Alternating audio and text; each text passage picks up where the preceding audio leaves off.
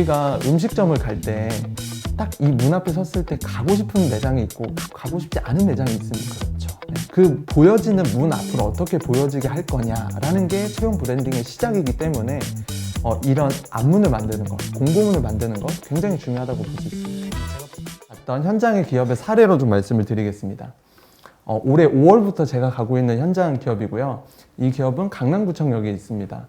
에스테틱 브랜드를 운영하는 기업이고요. 제가 이 기업에 가서 대표님과 초반에 미팅을 할 때 이런 말씀을 하셨습니다. 영부원님, 저는 정말 미치도록 오고 싶은 회사를 만들고 싶습니다. 에스테틱에 있는 사람이라면 우리 회사를 미치도록 오게 만들고 싶다라는 말씀을 해주셨어요. 근데 이 이야기를 들었을 때 제가 경영자의 기대하는 바를 명확히 알 수 있어서 좋았지만 또 부담도 됐습니다. 왜냐하면 이 기업의 한 달에 이 기업의 목표로 하는 입사자가 피부관리사 한 80명 정도를 채용해야 되는데 실제로는 그 달에 입사한 사람이 2명 정도밖에 되지 않았습니다. 입사자도 줄고 지원자도 줄고 있는 상황이었습니다. 그치만 이제 하나하나씩 풀어가야겠죠. 그래서 저희가 보통 채용 컨설팅을 할 때 공통적으로 이제 시작하는 것들이 있습니다. 그 중에 첫 번째가 EVP를 발굴하는 겁니다. EVP가 뭐냐 간단히 설명을 드리면 Employee Value Proposition, 그래서 한국말로 하면 직원 가치 제안입니다. 에드 마이클스의 인재전쟁이라고 하는 책에서 이 EVP의 개념에 대해서 소개하는데요. 직원들에게 우리 회사가 어떤 가치를 줄 수 있을까를 4가지 영역으로 구분합니다. 첫 번째가 보상의 영역, 두 번째가 기업이 가지고 있는 문화, 그리고 배우고 성장할 기회, 좋은 인간관계, 이 4가지를 EVP의 요소로 정의를 하고 있습니다. 그래서 제가 대표님, 인사 담당자, 그리고 구성원분들과 인터뷰를 진행했습니다. 우리 회사에 이런 EVP 요소들이 어떤 게 있을지를 인터뷰를 통해서 도출을 했고요. 제가 이야기를 들어보면서 한 분 한 분 뵐 때마다 놀랐습니다. 왜냐하면 밝은 점들이 이미 있더라고요. 이미 이 회사가 가지고 있는 장점들이 있습니다. 근데 그게 공고문에는 너무 드러나 있지 않은 상태였죠. 그래서 제가 인터뷰를 마치고 공통적으로 말씀해 주셨던 게 우리 회사에서 한 3년 일하면 어느 기업 가도 테크닉으로는 꿀리지 않는다. 아하. 왜냐하면 우리 회사에 정말 체계적인 교육이 있어서 정말 이 커리어대로 잘 따라오면 테크니션으로는 정말 인정받을 수 있다. 이런 이야기를 해주셨습니다. 그래서 이런 이야기들을 채용 공고문에 반영했습니다.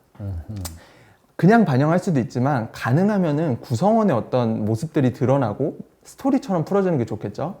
그래서 이렇게 설명을 했습니다. 에스테틱계에서 일한다고 하면 테크닉만 할 줄 알았는데 아니더라.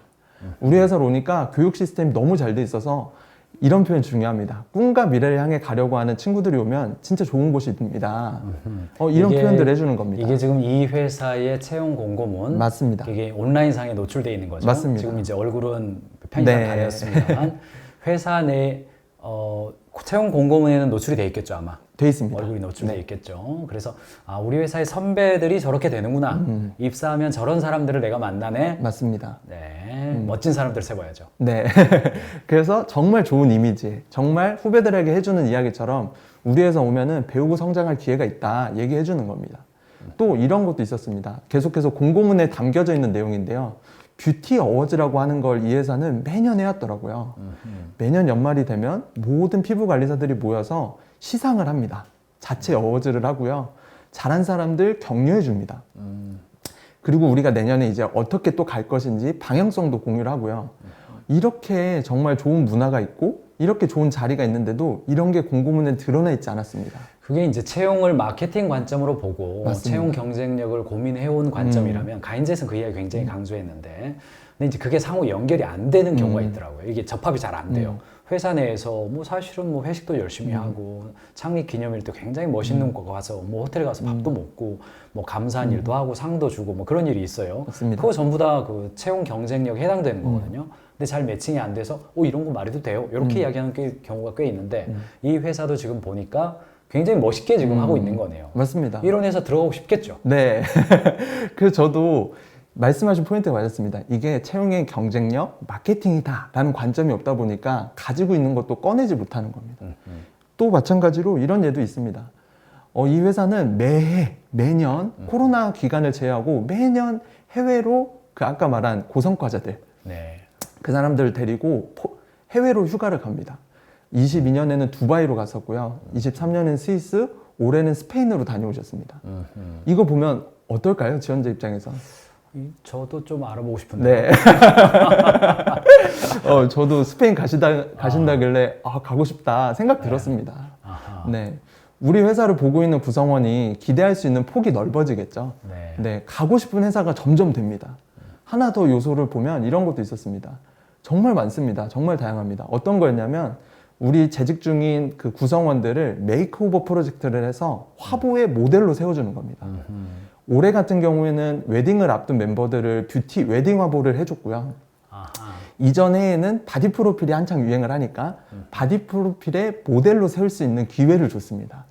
결국 이 회사가 지향하는 가치가 아름다움이기 때문에 구성원들에게도 이런 기회를 계속 주는 것이죠. 네. 여기까지 보셨을 때 아마 내가 피부관리사 쪽으로 관심이 있다면 이 회사 가고 싶다 생각 드실 겁니다. 근데 이제 제가 보니까 컨셉이 잘 맞는 것 같아요. 맞습니다. 이게 이제 뷰티스트, 피부 관리사이기 때문에 여기 나오는 요소를 보면 다 미에 대한 맞습니다. 그런 걸 우리 회사에 들어왔으면 하는 사람들이 관심이 있어 하고 우리 회사의 인재들이 좋아할 만한 문화를 만들어서 그것을 사내 문화로 정착을 하고 또 채용할 때도 오픈하고. 근데 갑자기 어디 뭐 사장님이 축구 좋아한다고 축구 모임 만들고 뭐 이러면 이제 컨셉 깨지는 거죠. 맞습니다. 그거를 잘 방향성을 잡는 게 중요하네요. 네, 말씀해 주신 대로 가치 정렬이 돼야 되고요. 그 비슷한 인상이 풍겨져야 합니다. 네. 근데 이 내용들 어떤 EVP에 대한 내용들을 이제 이런 현장에서만 있느냐? 그렇지 않습니다. 사실 배민 같은 회사들 다 이런 EVP 요소들을 발굴하고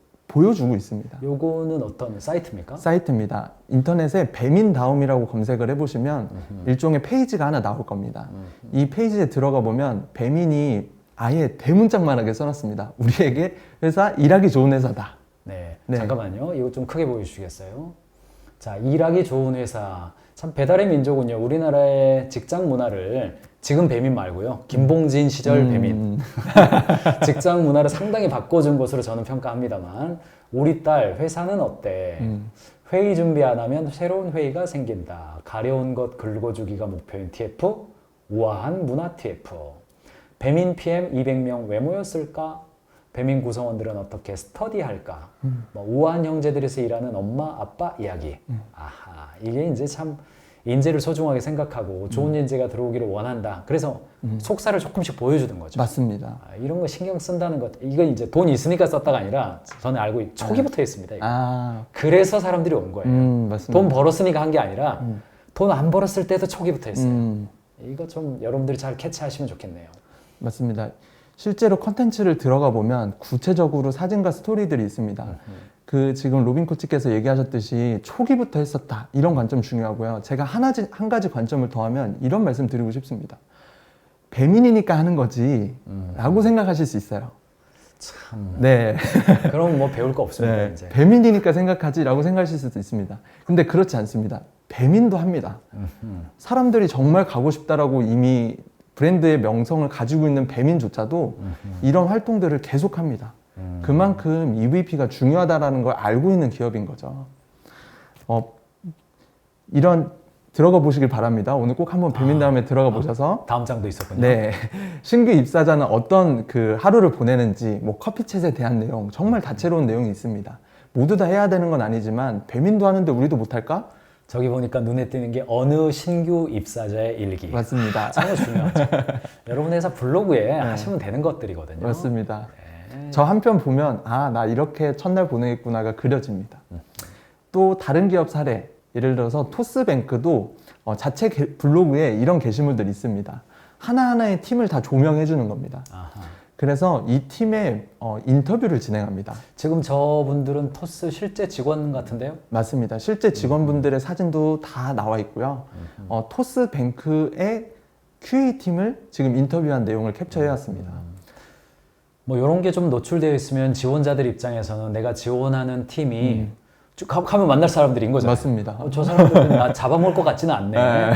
주로 선한 사람 쪽으로 해야 돼. 네. 그리고 얼굴도 좀 잘 나오게 해줘야 돼. 막 찡그린 얼굴 그런 거 좀 하면 안 됩니다. 맞습니다. 나중에 지워달라는 이야기 나와요. 민원 나옵니다. 그래서 지금 보니까 무슨 모델 같잖아요. 지금. 네. 근데 저런 분위기가 좀 나오면 좋겠습니다. 맞습니다. 이런 모습들이 드러나면 아, 내가 갈 회사에 저런 좋은 사람들이 있구나, 이렇게 일하겠구나 라고 하는 게 그려지게 되는 거죠. 네.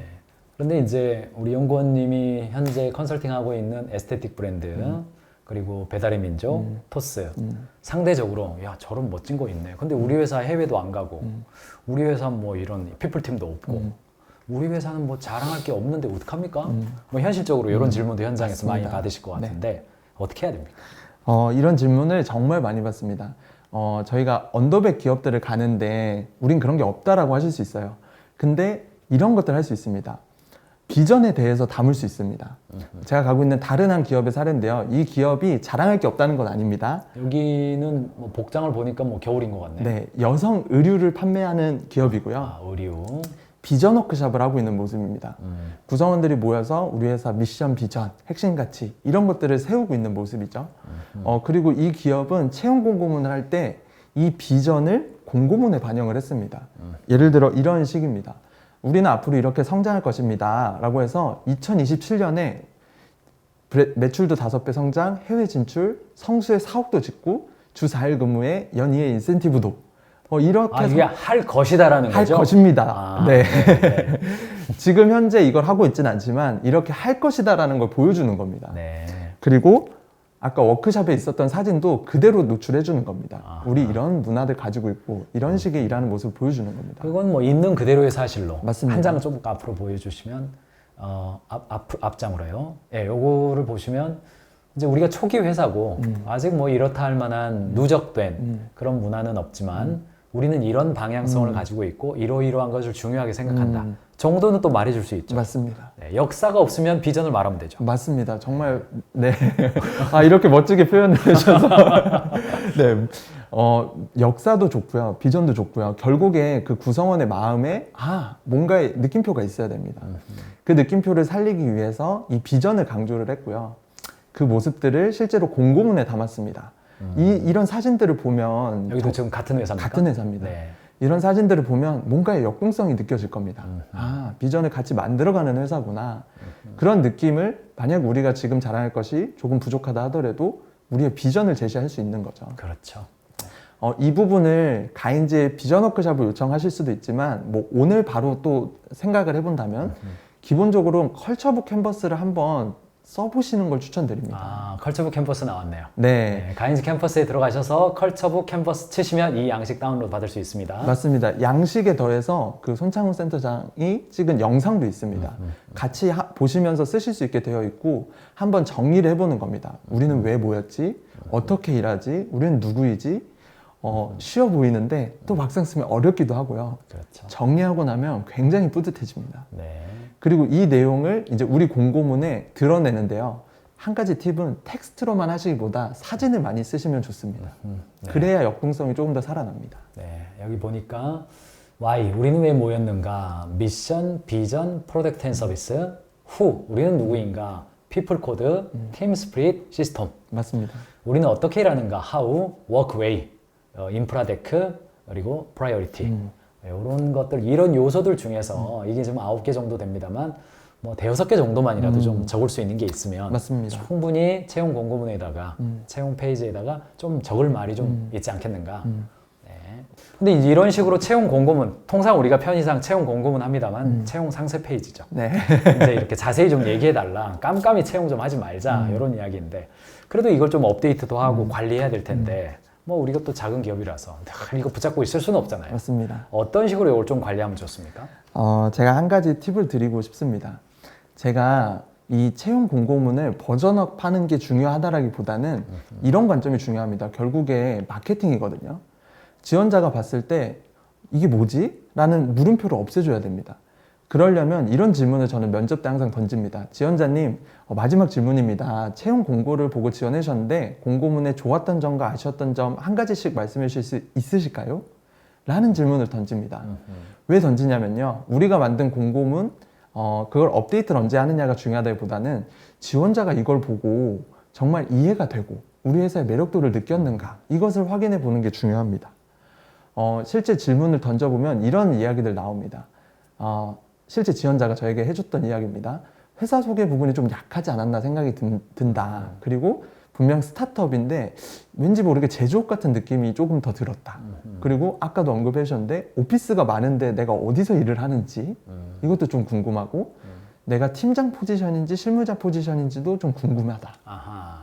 이게 실제적인 지원자들의 관점에서의 공고문을 본 후에 리뷰입니다. 이게 이제 상품 상세 페이지에 대한 고객 피드백 받는 거랑 똑같네요. 맞습니다. 맞습니다.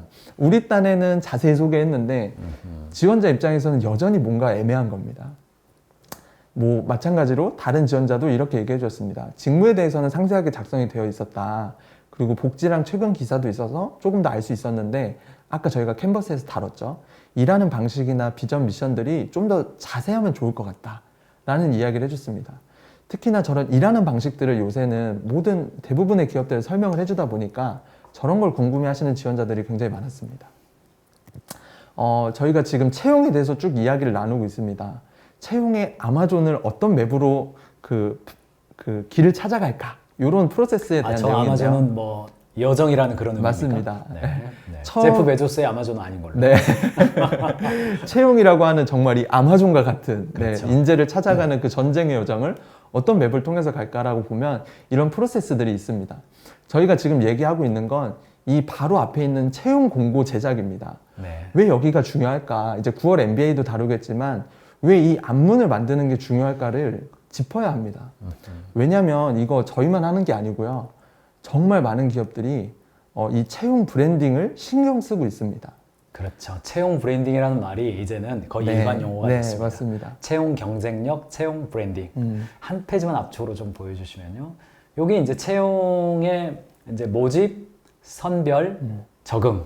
요 3단계가 채용 공고 시작부터 유통, 입사 지원, 진단, 합격자 관리, 입사 첫날 프로그램, 3개월 온보딩, 그리고 수료 축하까지. 수습 통과까지가 채용이죠. 그 다음부터는 사실 이제 사내 인재 관리가 맞습니다. 되겠죠. 그것 중에서 첫문. 여기에 관문이 넓어야 그다음 맞습니다. 씨를 붙죠. 네. 그런 차원에서 되고 다른 기업들도 이제 채용 브랜딩, 채용 홈페이지, 채용 홈페이지를 만들어주는 서비스들 무지막지하게 지금 생기고 있죠. 맞습니다. 제가 아마 그 HR 테크 이런 쪽에 관심 있으신 경영자분들 아실 겁니다. 정말 많이 생기고 있습니다. 뭐 그리팅, 나인아이어, 자플렉스 뭐 이런 많은 곳들이 생기고 있죠.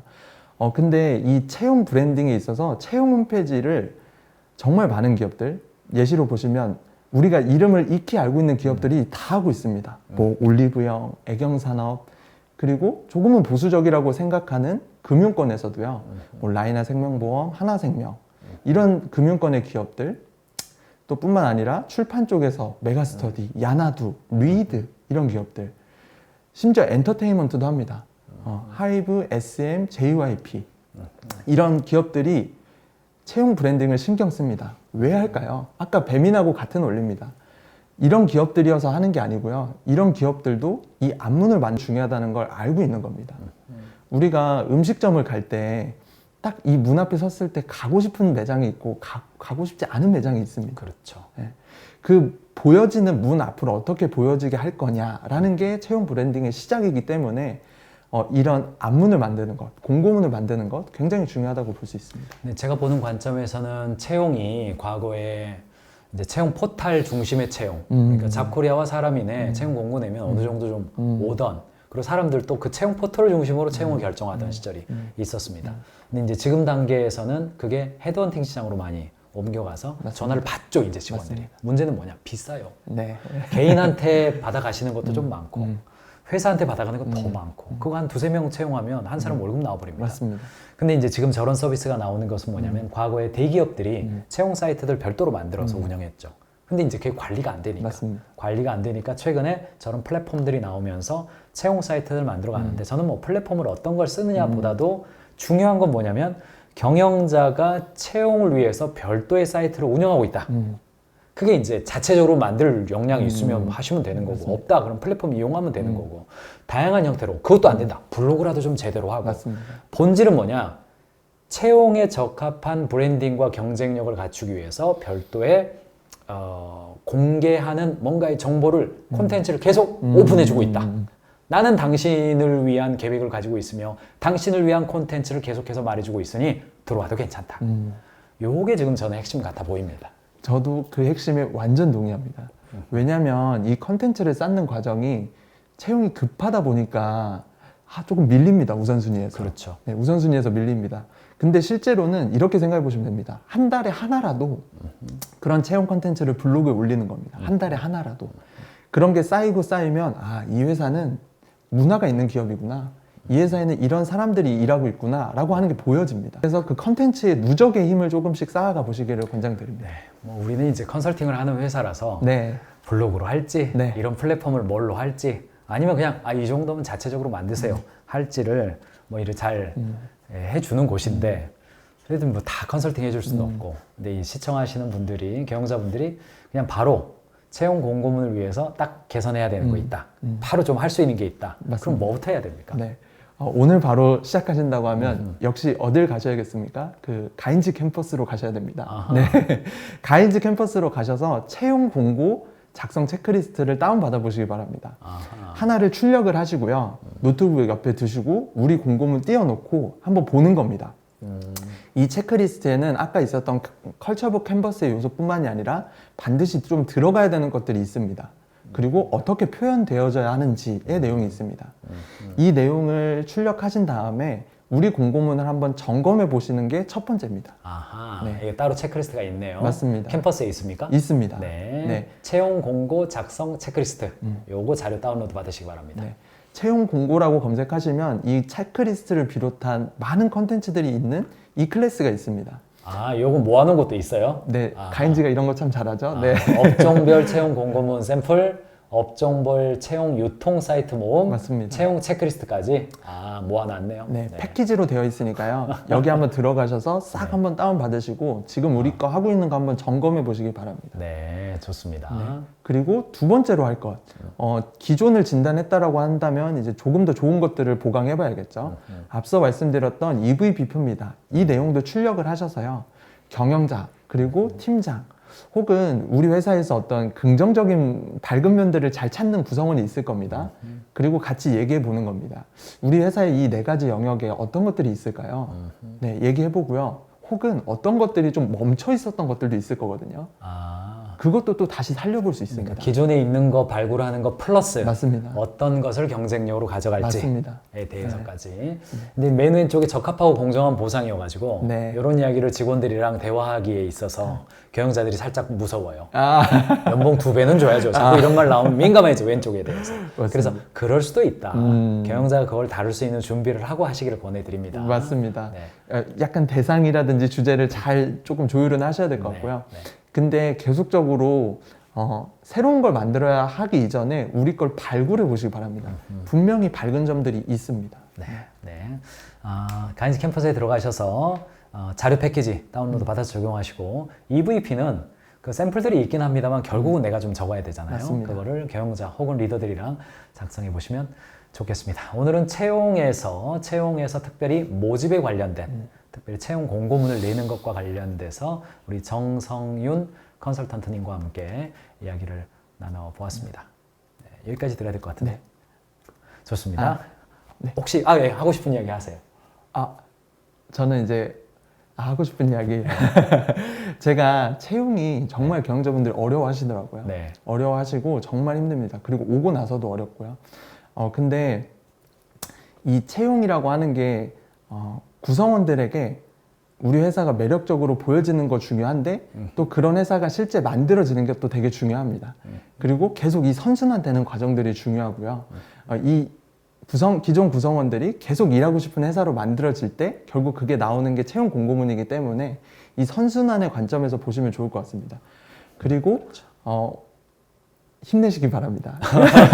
제가 제가 정말 이 채용에 있어서 어려움을 많이 겪고 계신 거를 현장에서 많이 봅니다. 네. 정말 오랫동안 안 뽑아지는 포지션도 있고요. 그렇죠. 정말 돈을 주고 싶지만 아까 말씀하셨던 여러 가지 충돌들이 생기니까 데리고 오기 힘든 경우도 생깁니다. 그렇죠. 그런 갈등과 어려움 속에서 지혜로움이 필요할 텐데 가인지를 많이 시청하시고요. 또 그 과정에서 필요한 것들을 계속적으로 저도 현장에서 돕고 지식으로 나눌 수 있도록 하겠습니다. 네, 좋습니다. 채용의 선순환. 네, 맞습니다. 좋은 사람이 온다. 네. 성과가 난다. 네. 더 좋은 채용을 할 수 있다. 맞습니다. 네, 선순환을 돌려가시면 좋겠습니다. 하나만 읽어드릴게요. 의씨 대표님.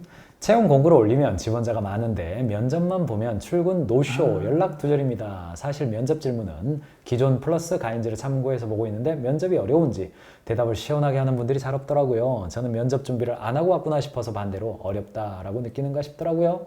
면접이 어렵다고 느끼면